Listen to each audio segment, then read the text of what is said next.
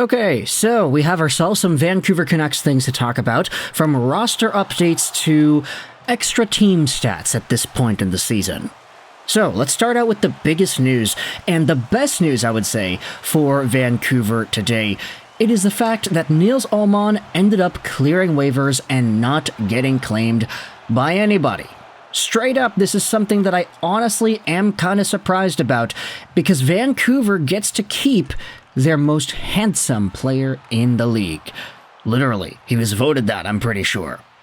But other than that, the fact that Nils Aman went unclaimed, a young-ish center with some penalty-killing skill and some pace, with a very limited offensive ceiling, but a guy who still has some good tangibles to what he brings to the ice, it is very interesting that he passed through. Even Thomas Drance went out there and said this, that Aman is a rough 50-50 proposition to clear.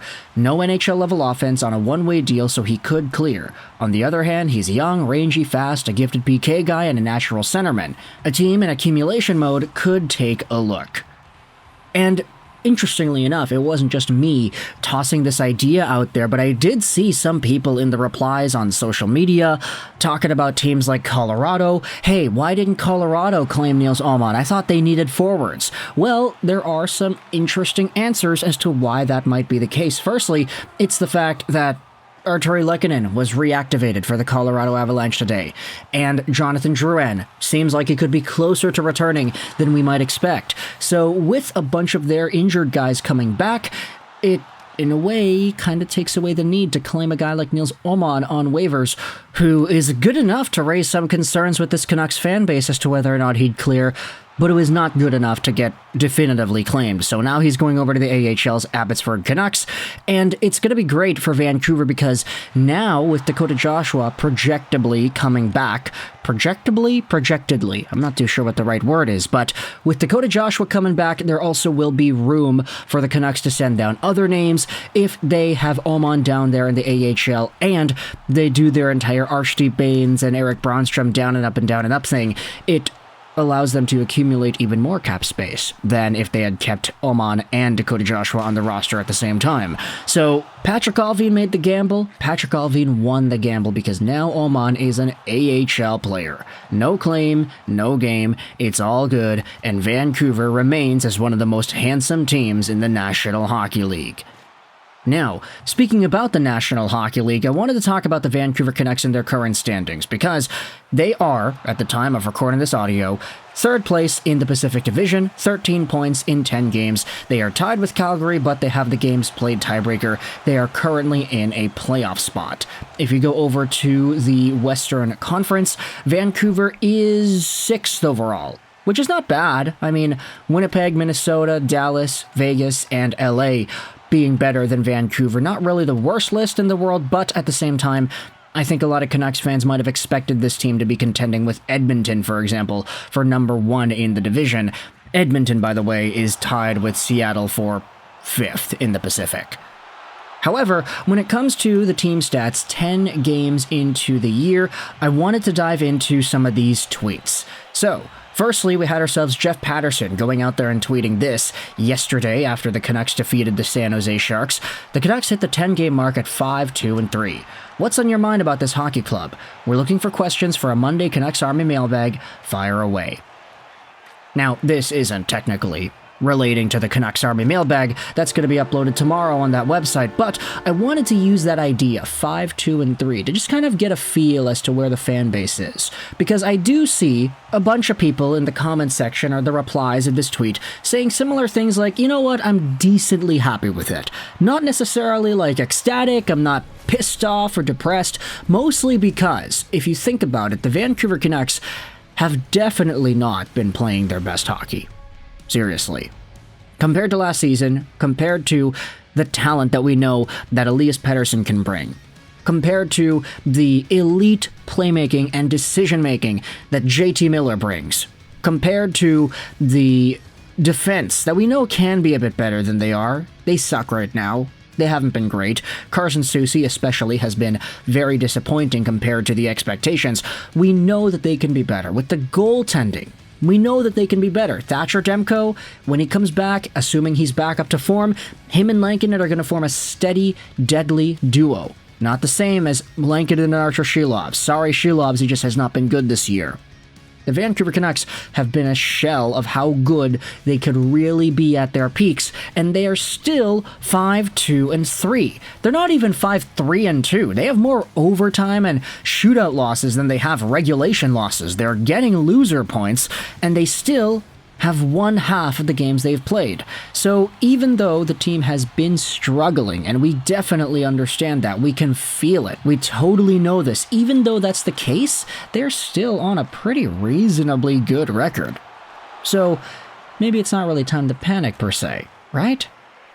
However, at the same time, there was this tweet made by Wyatt Arndt that completely goes in the opposite direction. Canucks have a low event season so far. This is through 10 games. The Canucks are third worst at scoring chances generated. They're second worst at generating shots. They're 10th worst in the NHL at creating high danger chances. But at the same time, they're the third best team in the NHL when it comes to shots against. They're the second best when it comes to scoring chances given up, and they're the second best at high danger chances given up. It's kind of weird because these thoughts would directly contradict the growing narrative about this team. Oh, the Canucks have some good offense, they have deep offense, and then their defense sucks. Their goaltending sucks. That's kind of like the idea that people are tossing out there. Okay, sorry, Kevin Lankinen. It's pretty much Shilovs who has been bad.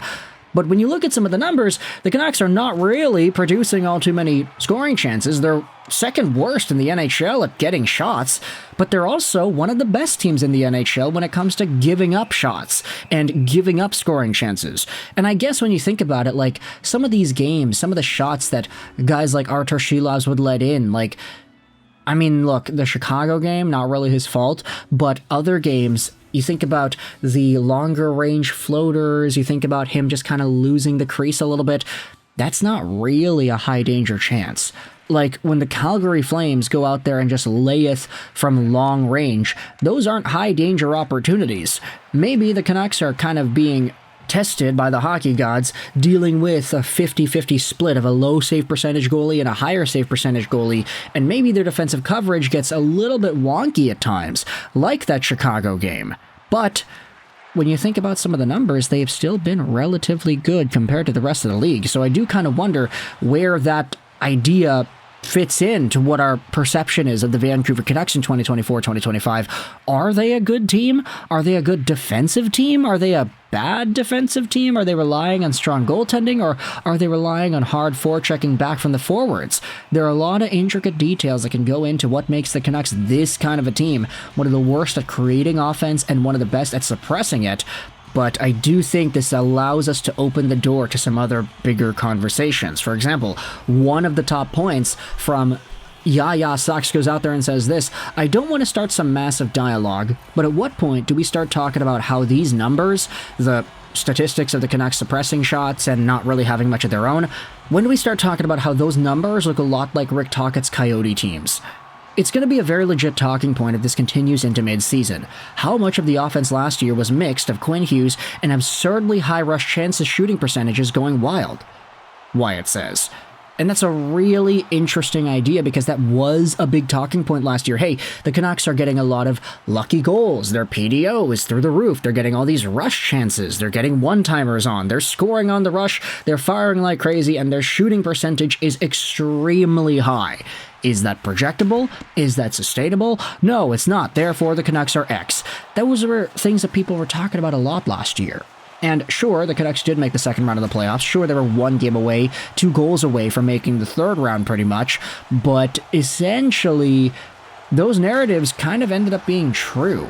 The Canucks were not able to sustain that incredibly ludicrous offense, and they ended up fizzling out towards the start of the playoffs. Against Nashville, they squeaked out the dub with some lucky goals and some big comebacks, but that was a really tight series. They couldn't just outscore away their problems. They had to really shut it down defensively. Edmonton, they couldn't do that against Edmonton. So is this the sort of idea that Rick Tocchet is bringing to the team? I don't know. You can let me know your thoughts in the comment section below. But for now, I hope you enjoyed this video. And bye.